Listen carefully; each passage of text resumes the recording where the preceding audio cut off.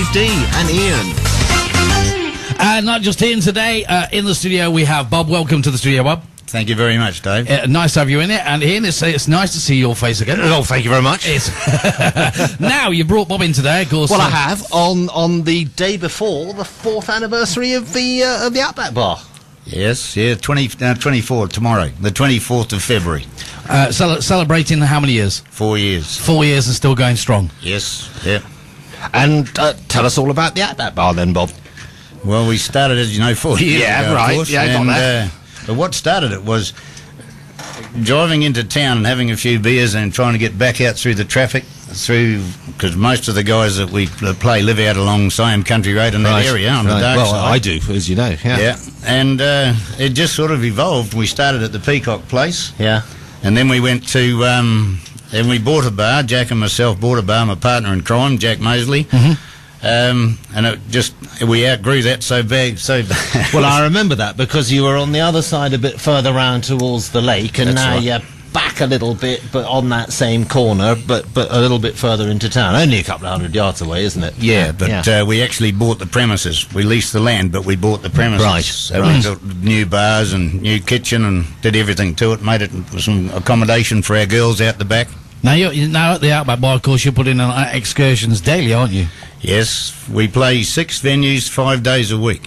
Wow. And you were saying that they have, roughly about 1,000 a month. About 1,000 a month. Yeah, So it's I phenomenal. can see why you had to sort of expand. And also, I know you've just acquired another minibus as well. Yes, yeah, So we've got 2 buses now. So soon you'll be into the double-decker if it keeps expanding then. We can only hope. I've got a guy in London that's got a great deal on second-hand buses. Now, Ian, we'll go back to the Outback Bar, and we're going to talk a little bit more to Bob about the Outback Bar in depth, of course, a little bit later on. But going over to you, Ian, of course, the European Tour.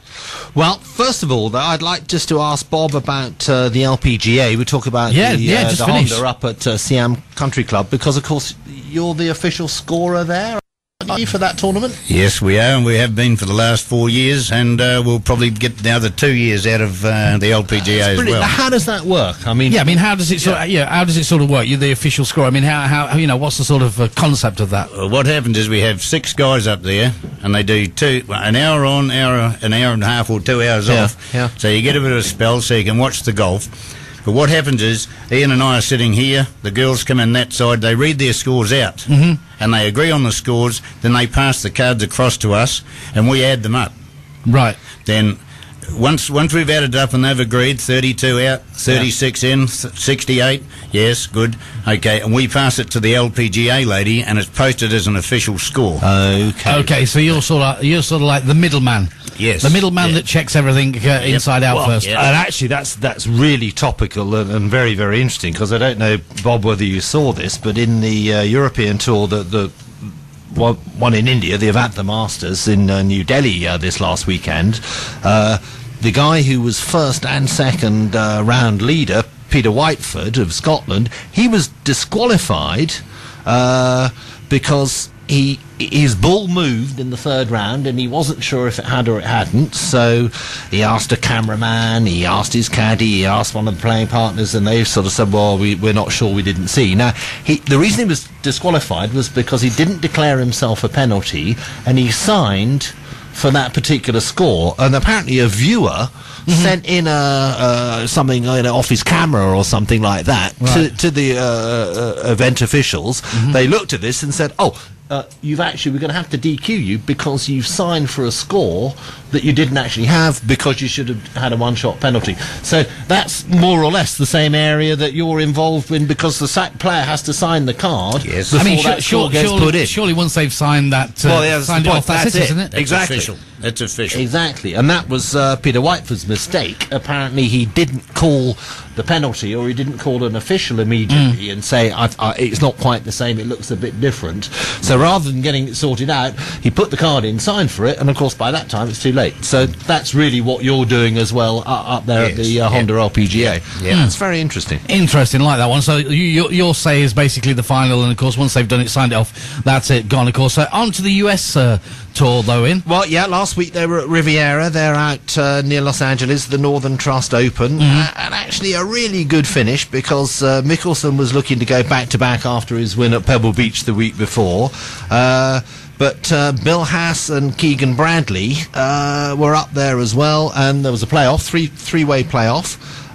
Bill Haas, last year's FedEx Cup winner, he made a 40-foot putt on the second playoff hole to beat Mickelson and Keegan Bradley. So that was a bit special. I can only wish for a putt like that. I know, 40-foot. I mean, how many times do you do that, for goodness sake? Going back to the LPGA, of course, Bob, this year, I mean, what was your overall view of it? I mean, I was watching a little bit on the TV, and I thought it was absolutely great. You know, I don't sort of watch it that much, but I actually, because I've been with Ian and we've been doing the golf show together, I keep being drawn to watching golf now, and I thought it was great. We're getting you converted. Converted, yeah, we are. We got to watch what you say there, though, Ian. You know what I mean? What was your outtake on that one, Bob? I think it's a fantastic tournament. It's great for golf in Thailand. It's great to see the kids out there watching. We've got fellas that come and play at at our bar and on a regular basis.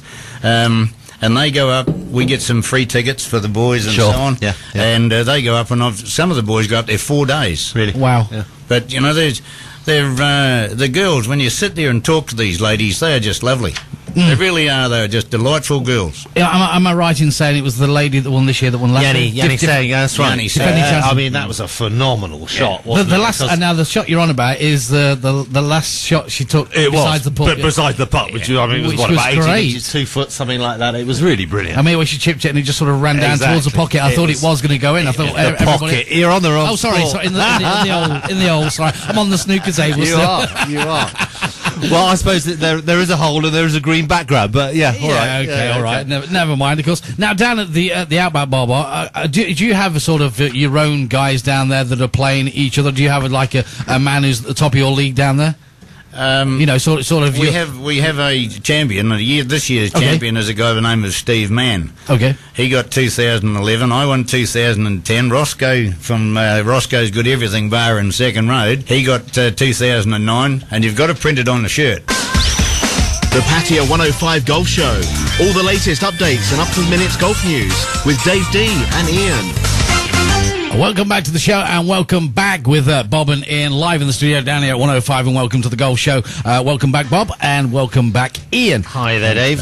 Now, going back to Bob from the Outback Bar, I mean, if I can just sort of butt in for a second, Bob, I just want to sort of find out how it works down there. I mean, can you sort of, we've been talking in the break, and Ian said to you, what's sort of a normal week for you down there at the Outback Bar? And besides chaos... Hectic and chaos. Organised chaos. Organised chaos. How does it work? Well, we have 2 venues on Monday. We play Kaukiao, which Jack takes the groups up to, and Burapar, which I go to. Pattaya Country Club Tuesday. Wednesday can be anywhere. This week I think it was Emerald. Thursday Eastern Star. Friday Green Valley. And the number of players at present is just off the rocket, off the moon. So where do you think? I mean, Ian's a golfer here, so I mean, where do you think most of your sort of customers come from? Is it from sort of word of mouth, and they're saying, we go with these guys and they put on a good show, or what's the split between like long-term residents, expat retarees, if you visitors, like, or people visitors, people on holiday? Yeah. Probably 40-60 or thereabouts. Okay. We have a lot of people that come that work on the rigs, the oil rigs, month on, month off. Then we have a lot of people that from Western Australia that are in the mining industry down there, and when they come up, they bring people from Karratha, from Dongara, from Perth, from Mandurah, from everywhere, everywhere, and we got people from Melbourne, we got people from Sydney. That come here and but surely the logistics of sort of putting something together like this every week. I mean, okay, once you've done it a few times, I would imagine, does it get easier or does it get harder? Well, we don't leave. I think one of the reasons a lot of people play at the Outback is because either Jack or myself are there, and we won't leave the tee blocks until everybody knows. So if you and you're playing Dave and Ian, and there's 2 other new fellas in there. You'll know who you're playing with before I get on the tee and have a hit. Wow. You'll know whoever you've got. Now, Ian took me out sort of last week to have a bit of a knockabout. Now, I'm a cack-handed player, believe it or not. Same as you. Same as me. Well, there we go. So you're right-handed, yes? Yeah, I'm right-handed, but I'm left-handed at golf. exactly the same as I am. Exactly the same. And of course, we were talking to a couple of guys, and they said, you know, they knew a guy that was cack-handed, like me and you, Bob, that's off scratch, which I find unbelievable, you know, because everybody sort of put me down when they said, "Is that how you hold a golf club?" What did they say to you, Bob, when you were starting off? They tell me I stand on the wrong side of the ball. Hitting it backwards. Hitting it backwards. Now, you also do a transport on offering, don't you? You've got your buses, your minibuses, that you go around and pick up people. So, I mean, for the people out there that want to get in contact with you and want to go out on your excursions and go golfing with you, I mean, you know, what ways do they get in contact with you? Is it through your website? Is it telephone? What is it? Website, telephone. We have a couple of, what would you call them? They're like a stand.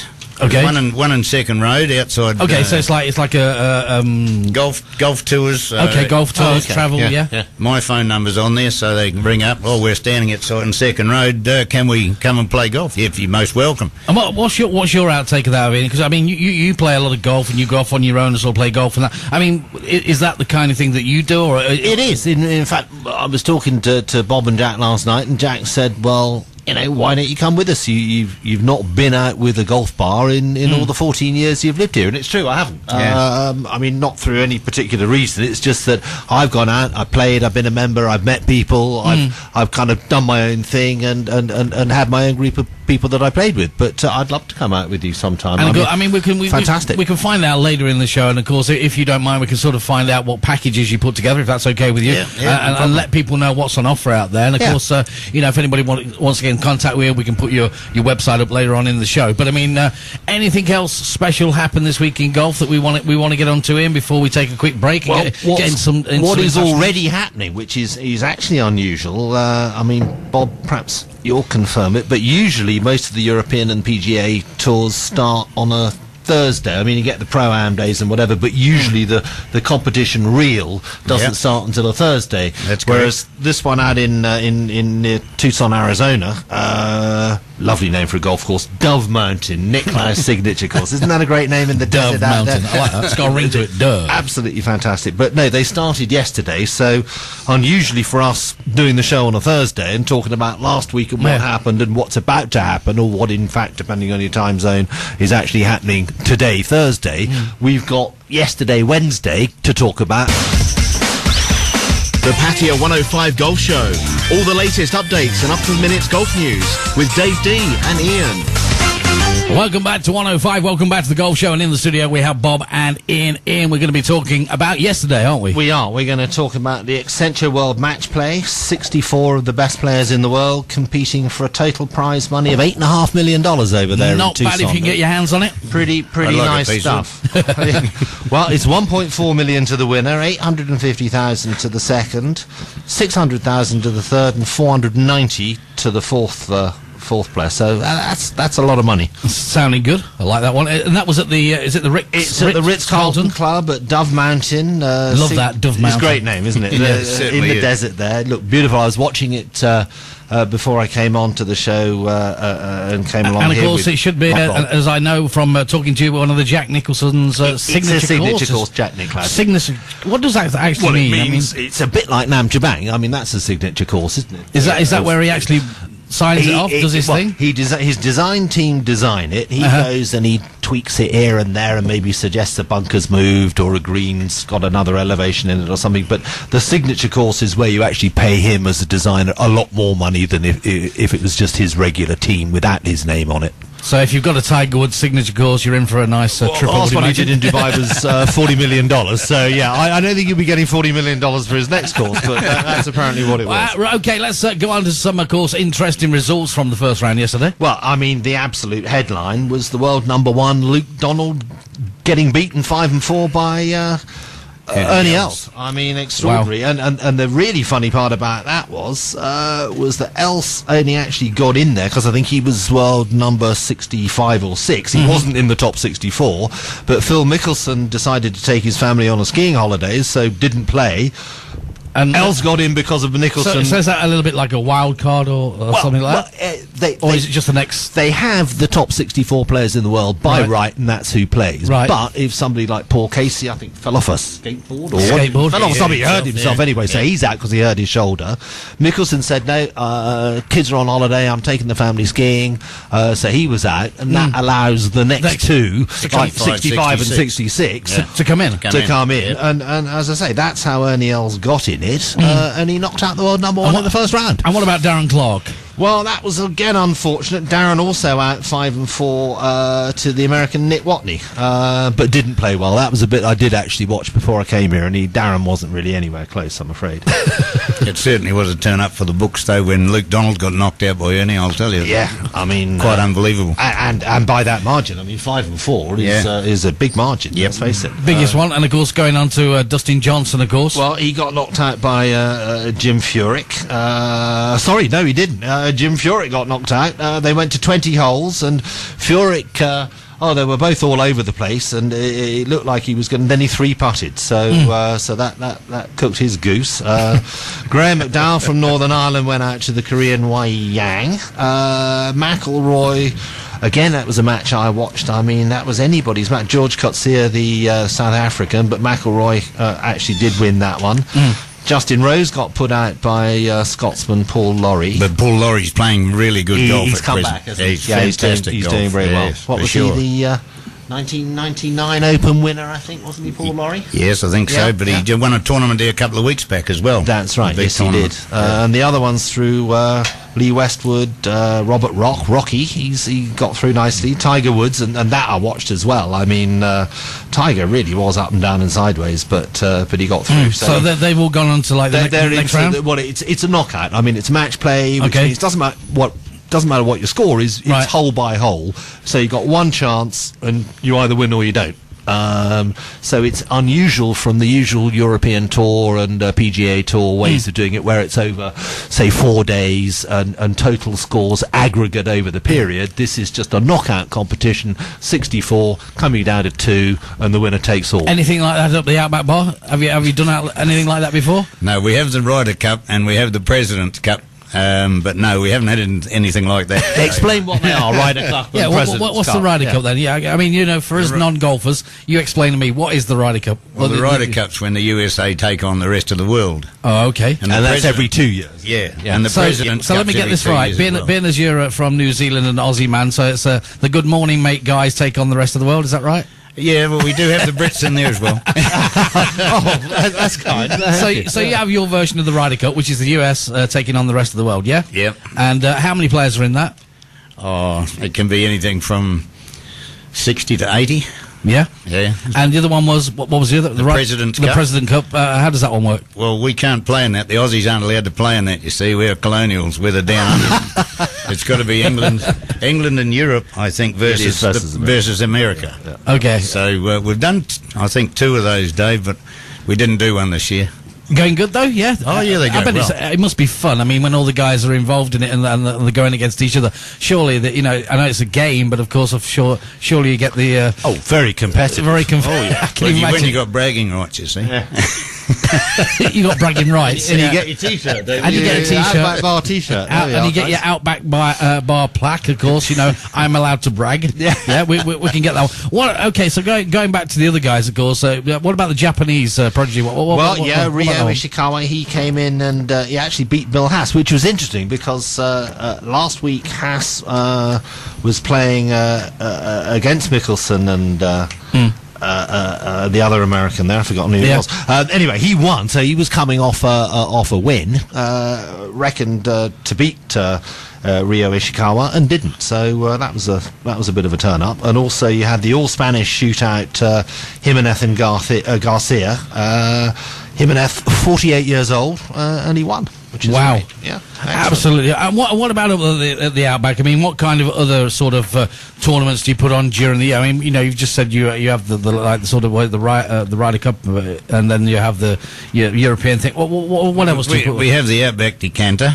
Okay, crystal decanter. Is that a full one or an empty one? Empty. But No, we have the Outback decanter. We have birthdays. The guys have a birthday and they put on the tournament. We get a voucher for the bar for drinks and meals and so on and so forth. So you get all those for the par threes. You get four vouchers for the par threes. It's a bit like the car. You know, the car. In okay. So if nearest the pin. nearest the pin. I wanted to ask you one thing, Bob. And I mean, you know, like I said, being a non-golfer, what about the ladies? Do you get many ladies playing? We don't preclude the ladies from playing at our bar. We welcome as well as we welcome the men, Dave. There's no bias. We have ladies play with us every day. Yeah. Some good players. Some. You smiled then. No, but Bob meant to say, you ladies out there that come to the Outback Bar, you're absolutely fantastic at playing, didn't you? And you're welcome as the flowers in May. They are. You're welcome anytime. Right, okay. More about the Outback Bar a little bit later on. We're going to come back with some more from Ian, and we're going to go into what we're going into the last segment. What will be happening over there today in of course, yeah. Arizona. We were speaking about yesterday. Now we're going to be talking about It's today. Unusual for us to be able to do that here, obviously, but because they start on a Wednesday, not usually a Thursday. Yeah, it's normally Thursday. So we get to tell what happened yesterday and what's about to happen today. Okay, so we're going to come back with that. Then we'll come back with Bob and find out where the guys are playing at and what courses they're going to.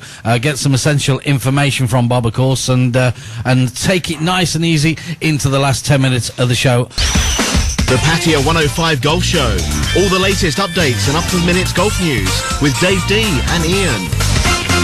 Welcome back to the show. 3 minutes to the hour, 5 o'clock, and Bob and Ian in the studio. Now, Ian, we're going to go and speak about today now, aren't we? We spoke about it yesterday, and now, of course, we're going to go from today. That's right, with the time difference. I mean, the matches we've got today over there in Arizona, I think, shaping up to be a really good competition. Don't you think, Bob? I think so. Yeah. I really do. There's some good matches there. So we got Tiger Woods versus Nick Watney, which will be a good one. Rory McIlroy against Anders Hansen, which again will be a good match.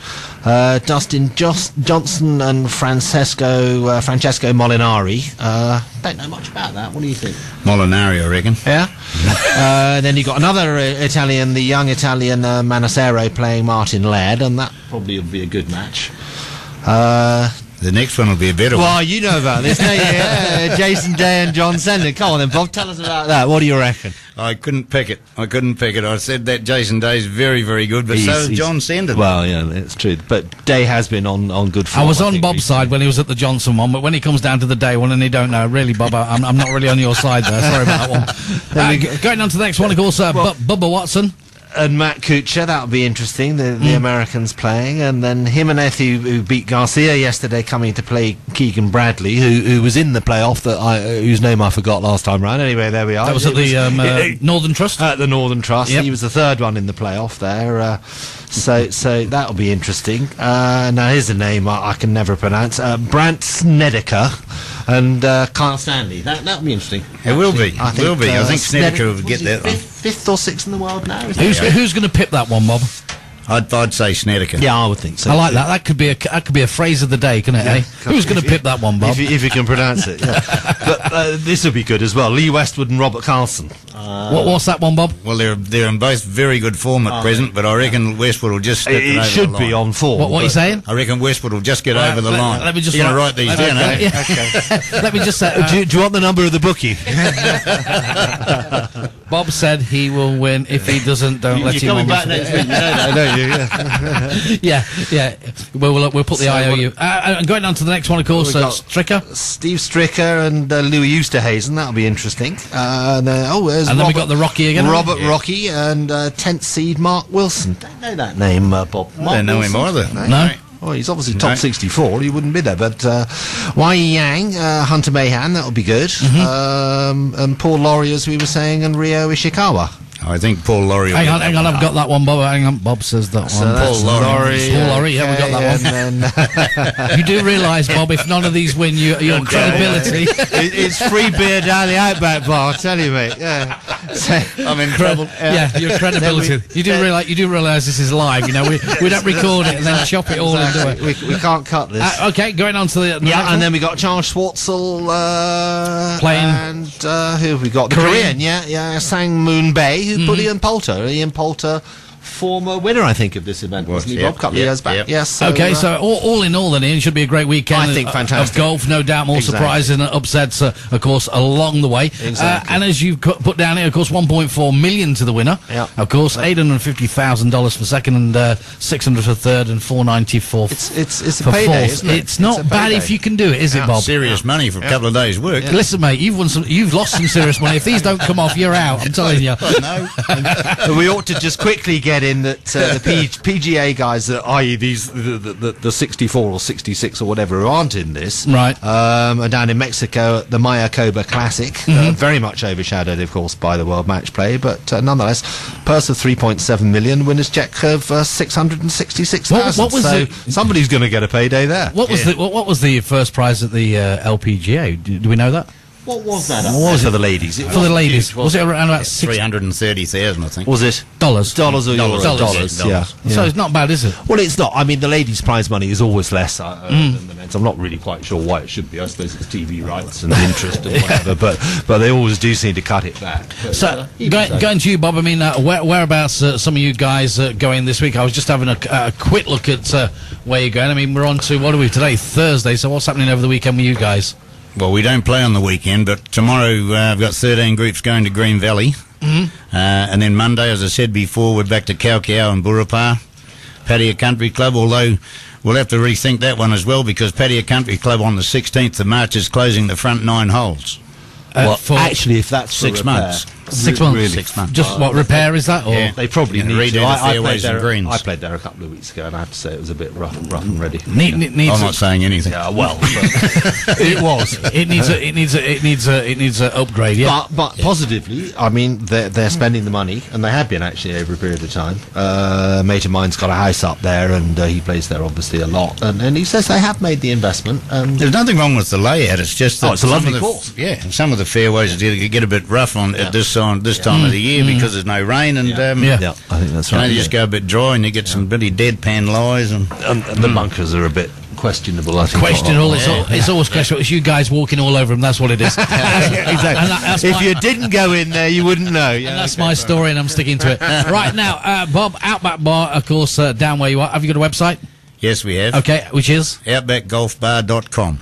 Outback. See, I ask a silly question. confusing, isn't it? It's really confusing. There we go. Outbackbar.com. Telephone number, Bob, if anybody wants to get in contact with you. 0879 412 474. And we will put Bob's details up on the screen a little bit later on after the show.